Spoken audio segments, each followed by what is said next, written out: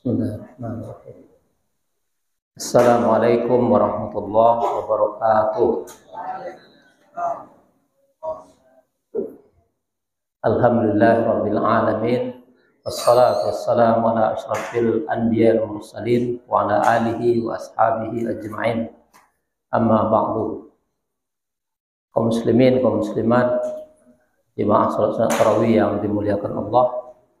Senantiasa kita mengucapkan syukur alhamdulillah kehadirat Allah SWT atas limpahan rahmat dan nikmatnya kepada kita. Dan di antara nikmat Allah SWT yang sangat besar bagi kita adalah kita berada di bulan suci Ramadan ini, di mana setiap waktunya itu sangat bermanfaat bagi kita apabila kita gunakan untuk sesuatu yang berguna. Maka awak dianjurkan untuk memperbanyak amal soleh. Di antaranya adalah berdoa kepada Allah Subhanahu Wa Taala. Di dalam hadis Nabi SAW disebutkan bahwa doa pada bulan Ramadan ini, di siang hari Ramadan, itu termasuk doa yang mustajab. Nah, doa yang diharapkan akan dikabulkan oleh Allah Subhanahu Wa Taala. Maka kita memperbanyak doa pada Allah Subhanahu Wa Taala. Salat dan salam kepada Nabi kita Muhammad SAW. Allahumma salli wa sallim alaihi. Bapak Ibu jemaah yang dirahmati Allah, pada malam saya akan menyampaikan ceramah atau kaji tentang keberkahan bulan Ramadan ini. Kenapa bulan Ramadan disebut bulan yang penuh berkah? Jadi kalau tengok di dalam Al-Quran ataupun dalam hadis Nabi, itu ada dijelaskan oleh Allah Subhanahu Wa Taala. Seperti dalam surah Al-Dukhan, Allah Subhanahu Wa Taala berfirman, Inna anzalnahu fi lailatin mubarakah. Allah berfirman, sesungguhnya kami telah menurunkannya, maksudnya Al-Quran, pada malam yang penuh berkah. Jadi itu salah satu dasar bulan Ramadan ini, bulan yang penuh berkah. Sebab Al-Quran pertama kali diturunkan oleh Allah SWT kepada Nabi Muhammad SAW di Gua Hira, itu pada malam bulan Ramadan. Cuma tanggal apa bezo-bezo para ulama kan. Kalau di Indonesia disepakati tanggal 17 Ramadan. Padahal Bapak Ibu yang dirahmati Allah, kalau turunnya Al-Quran itu adalah pada malam Lailatul Qadar. Lailatul Qadar itu adanya 10 terakhir. Kok tanggal 7 boleh? Kan itu. Makanya ada ulama pendapat turunnya pertama Al-Quran itu tanggal 24 Ramadan. Itu pelompek lagi kan. Tanggalnya berarti malamnya tanggal 25 kan.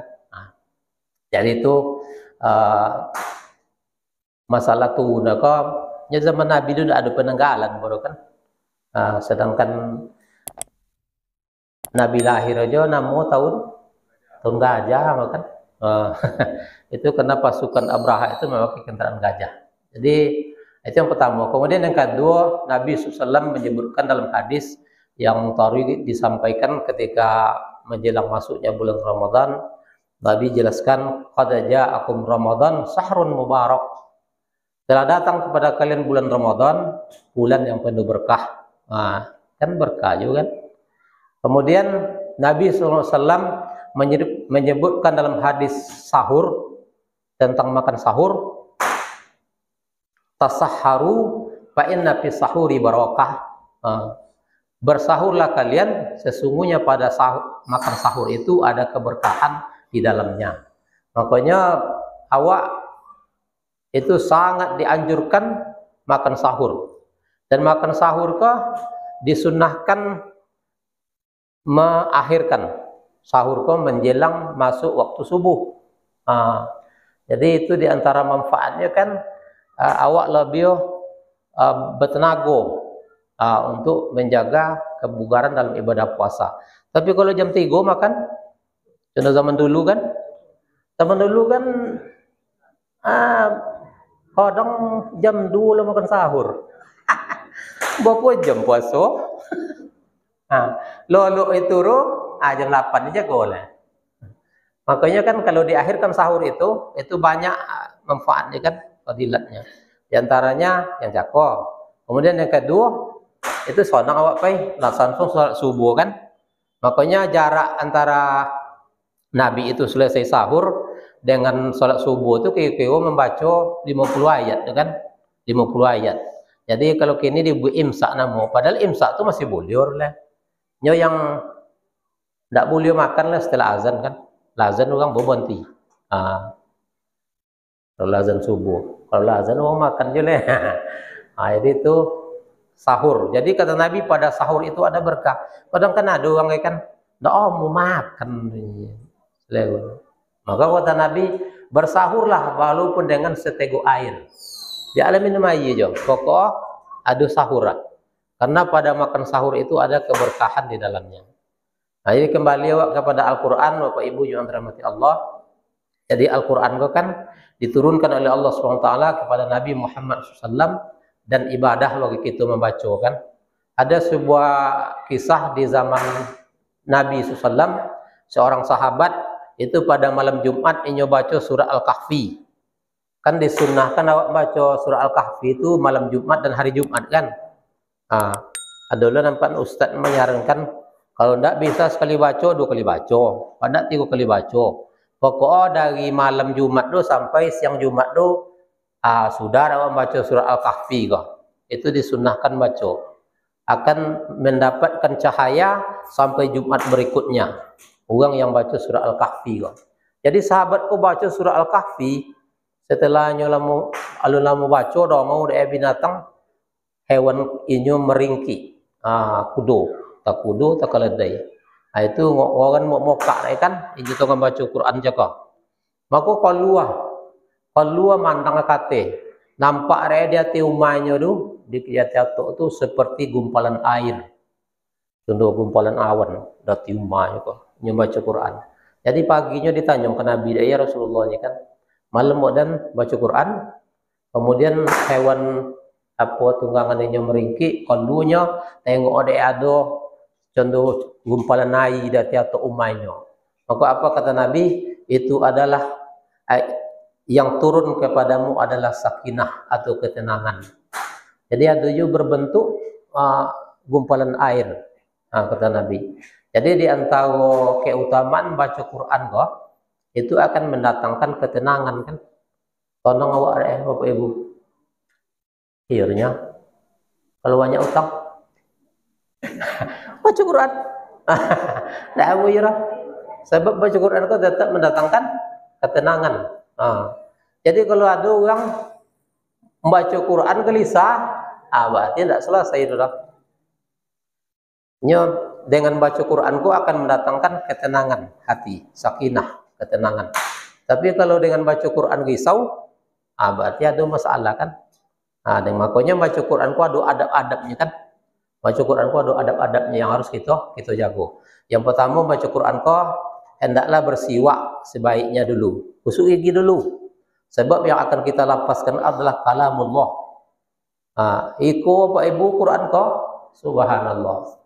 Nabi aja ada kan yang paling bori Nabi ku menerima Quranku adalah seperti gemerincing lonceng. Waktu itu musim dingin, tapi kalau lupa Nabi menemukan ayat Quran bayang mama. Musim dingin turun Quran dalam bentuk gemerincing lonceng dalam apa kan? Jauh turun kalau lupa Nabi menemukan Quran awak ini baca juga lagi. Itu Nabi SAW. Banyak jauh turun kan? Ada langsung Jibril turun, contoh di Gua Hira tu Jibril langsung turun. Dipeluk oleh Nabi kan Iqra-nya. Itu Jibril. Ada seperti gemerincing lonceng cakap. Turunnya Quran kau. Jadi Bapak Ibu yang dirahmati Allah, makanya baca Quran kau harus dengan adab-adabnya. Yang pertama, sedapatnya kita bersiwak atau menggosok gigi. Ikut menggosok gigi kau pun dan sampai dulu ke hadis kau. Apa kata Nabi? kalau tidaklah memberatkan umatku, niscaya aku wajibkan bersiwak ini setiap akan sholat. Makanya kan suwo gosok gigi gawak. Kalau bulan Ramadan kok itu sudah subuh tadi aja pakai odol aja mak. Nah, enggak boleh kalau lah tengawi itu jangan pakai odol. Nah, enggak boleh roh. Apa makruh hukumnya. Nah, dihindarkan. Jadi apur aja lah. Makanya kalau dan syukur pakai siwak tu kan. Siwak kayu tuh. Jadi kalau lah jam 10 KT lewat subuh itu pakai siwak aja. Siwak kayu tuh. Kalau gondar gigi itu kan karar kan. Kalau siwak tuh kayu. Nah, kayu siwak tuh. Yang banyak dijual di Moka kan di sekolah banyak adonya kan. Nah, jadi sonong kan. Itu. Kemudian yang kedua menghadap kiblat. Nah, apanya kan hadapnya menghadap kiblat. Jadi kita usahakan menghadap kiblat. Kemudian diantaranya itu membaca Quranku dengan penghayatan, dengan tadabbur, menghadirkan hati. Ya kadang-kadang ada yang baca Quranku ndak wa hayati itu kan. Jadi paling elok baca Quranku dengan suara yang indah, kemudian kalau murattalnya kan walaupun laju kan, tapi kita hayati bacaan Al-Qur'an itu.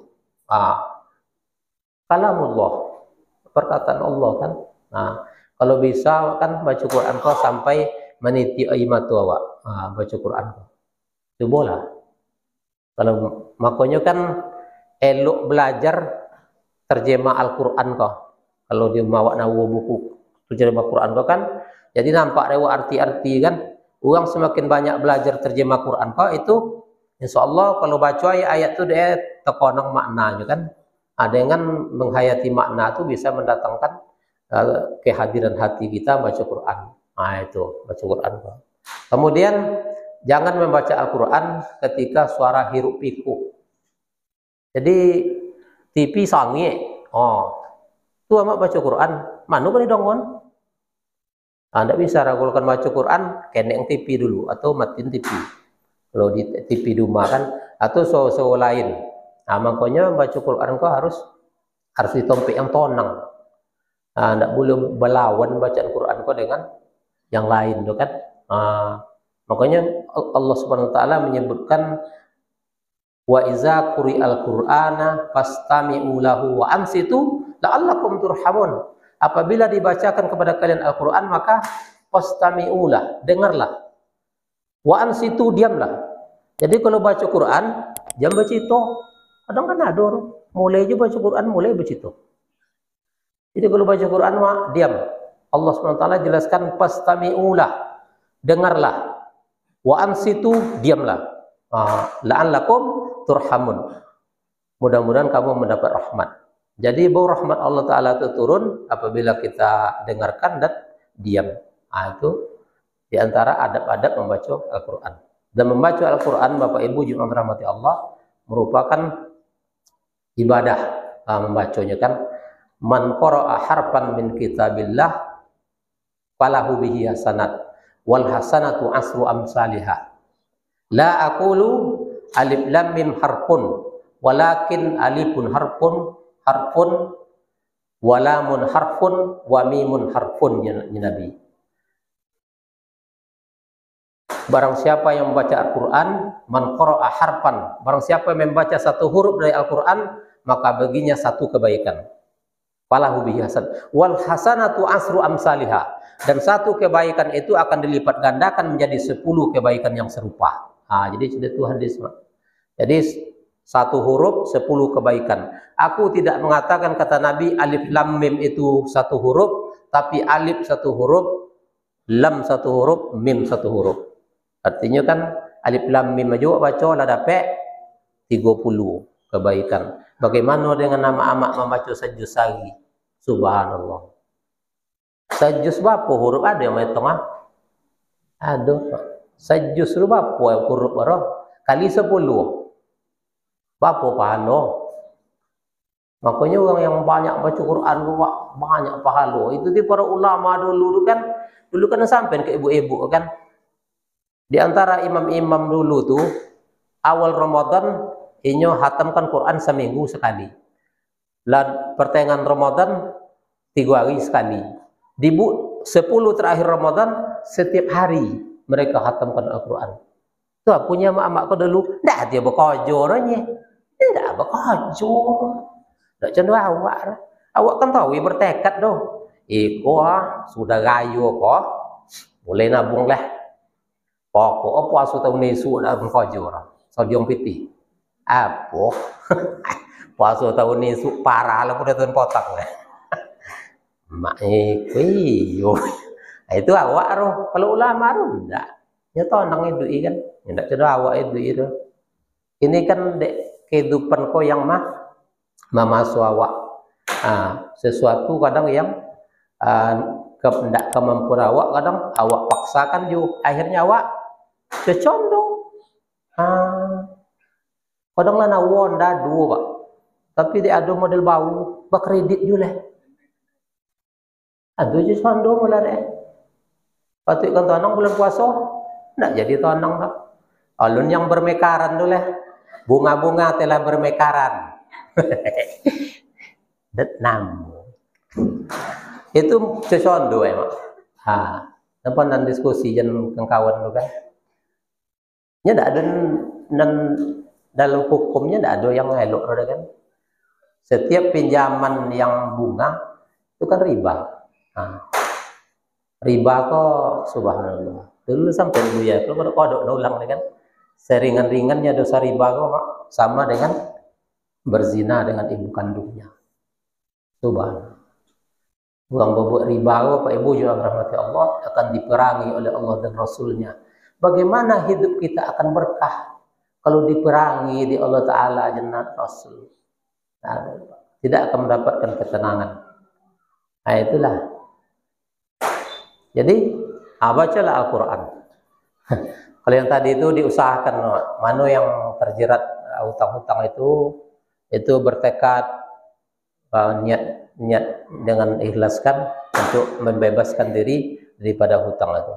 Jadi nyoma irama, uang kayu itu tidak uang banyak harotor pak, tapi uang kayu yang tidak nak hutang. Cobalah. Mana bapak-bapak ibu-ibu ko yang nak nawutang, tanya ke inyo. Oh, siapa duit nak nawutang lo? Itu memang nikmat. Kalau nak nawutang ko duitnya tak risau kan? Kalau hutang risau. Lolok nyolang deh yang apa lo? Kalau berkredit Honda ko berinya lolok nyolang awak yangnya. Tak risau. Lah doket tanggal awak lagi risau. Jadi kita usahakan. Kalau dalam Al-Quran kan sabit itu kan dihabiskan, dibayarkan pokoknya itu, kemudian tinggalkan perbuatan riba itu. Bertekad hidup bebas daripada riba. Ada MTR kan? Apa yang datang kami dulu itu memproklamirkan hidup MTR, masyarakat tanpa riba. Jadi hidup qanaah, menerima apa yang diberikan oleh Allah SWT, mensyukuri apa yang diberikan oleh Allah SWT nikmat kita. Jadi Bapak Ibu juga dirahmati Allah, itu diantara keutamaan baca Quran kan, satu hurufnya 10 kebaikan. Kemudian terakhir hadis yang dijelaskan oleh Nabi SAW, orang yang baca Al-Quran dengan lancar akan bersama malaikat yang baik di dalam surga. Orang yang pasti baca Quran. Sedangkan orang yang membaca Al-Quran dengan terbata-bata, maka dia mendapatkan 2 pahala. Jadi mejo-ijo pun dapat pahala baca Quran. Kalau orang yang lancar bersama malaikat kiramil baroroh, yang mulia lagi baik di dalam surga. Sedangkan orang yang membaca Al-Quran, walladzina yaqra'una al-Quran wa yatata'un, ya Nabi, dia mengejo-ejo, falahu ajrani, maka dia mendapatkan 2 kebaikan. Pertama kebaikan baca Quran, kedua usahanya membaca Quran kau. Jadi itu yang dapat saya sampaikan. Mudah-mudahan ada manfaatnya bagi kita dan kita mengusahakan waktu-waktu yang diberikan oleh Allah SWT di bulan Ramadan kau kita manfaatkan dengan membaca Al-Quran.